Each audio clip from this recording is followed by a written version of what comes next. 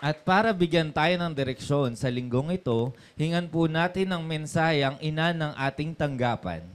Ang punong manananggol na walang kapagurang tumulong sa ating mga kababayan, The longest serving Chief Public Attorney of the Republic of the Philippines. ang nag-iisang hepe ng PAW, walang iba kundi si PAW Chief Dr. Persida V. Rueda Acosta, DSD JD. Hello po. Hi.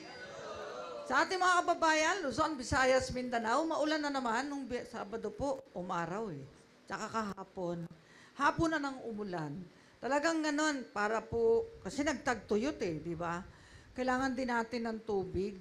Mahirap po ang walang tubig na maiinom at walang tubig sa ating mga kabukiran. Pero gaya ng panalangin natin mga kababayan, mga FWs, tamang ulan lang, wag naman sobra dahil marami na po ang napinsala ng landslide, ng baha. Anumang bagay po talaga sa mundo dapat katamtaman lang. Parang pag-ibig, pag sobra mong minahal, nawala sa'yo, ang sakit, di ba? Dapat kung magmahal, in moderation lang. Kasi bigay ni God ang pag-ibig mga kababayan, di ba? Pag-ibig sa bayan, pag-ibig sa pamilya, pag-ibig sa tanggapan, pag-ibig para sa lahat. Dahil nasusulat nga, nananatili ang tatlong bagay para maging matatag tayo sa mundo. Una, pag-ibig, pag-asa, at pananampalataya. Kailangan nandyan lahat yan. Tiwala lang po tayo na hindi tayo pababayaan ng Ama.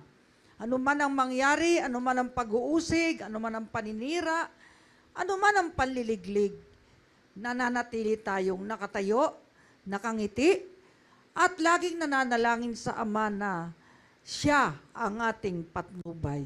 Di ba?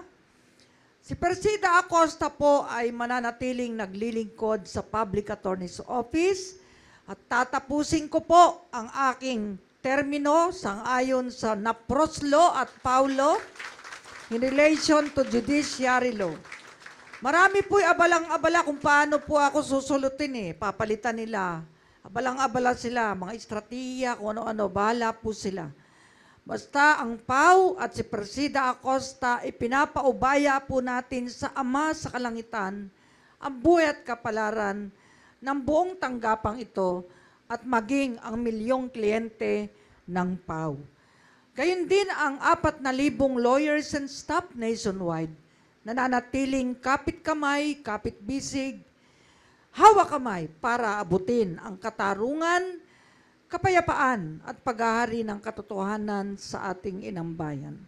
Tuloy-tuloy ang pagpapalaya ng mga walang sala, tuloy-tuloy ang mga paglilitis kung nagkasala man ay tamang parusa lang. At kung tapos na ang sentensya na pagsilbihan na, pauwi na. Kaya tuloy-tuloy ang mga culminating activities ng Bucor, Board of Pardons, Parole and Probation at ng PAW, buwan-buwan, libo-libo po ang nakakalaya. Nakakalungkot sapagkat kung libo-libo nakakalaya, ay libo-libo rin ang nakukulong. Pumapalit. Sana konti na lang ang makulong. Yan. Pero talagang trabaho natin ang magpalaya ng hustisya, trabaho natin, maging ng mga hukom, ng ating mga maestrado, ang painugin para maghari talaga ang kapayapaan sa ating bansa. Kapag walang hustisya, ay ang maghahari anarchy, civil war, kaguluhan. Pero hanggat matatag ang justice system, mapayapa ang bansa, uunlad ang ating ekonomiya, at magiging mapayapa ang pagtulog at pamumuhay ng ating sambayanang Pilipino.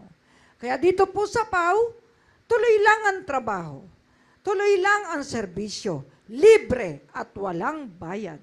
Kaya kung may problema po kayo sa mga abogado nyo, kung meron dyan nakasibangot, isulat nyo lang sa paw_executive@yahoo.com o tumawag sa ating hotline 02 89299436. Ayan po, talagang transparent ang PAW.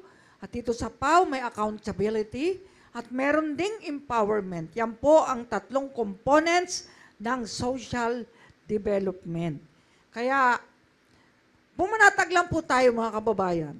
Handang-handa ang PAW sa anumang hamon ng panahon, sa anumang panliliglig, anumang gawin ng mga kaaway ng hustisya.